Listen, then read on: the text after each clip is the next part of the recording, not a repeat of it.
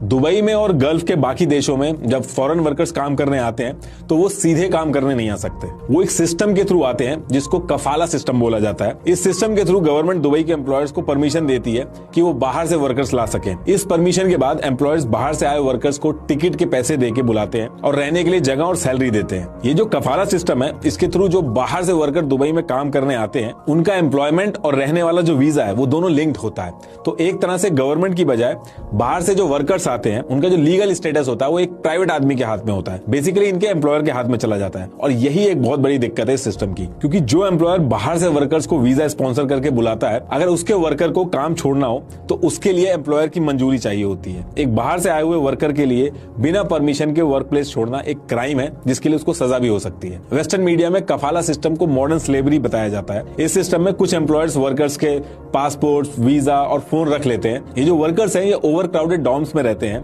कुछ केसेस में तो इनसे गलत तरीके से कॉन्ट्रैक्ट भी साइन करा लिए जाते हैं क्योंकि वो वहां की लैंग्वेज नहीं समझते हैं। कई केसेस में तो जो उनके पासपोर्ट्स थे उनको दूसरे एम्प्लॉयर्स को बेच दिया गया था। 2014 में ह्यूमन राइट वॉच की एक रिपोर्ट आई जिसने यूएई में अब्यूज फेस करने वाली फीमेल डोमेस्टिक वर्कर्स की एग्जैक्ट सिचुएशन बताई। इसमें बताया गया कि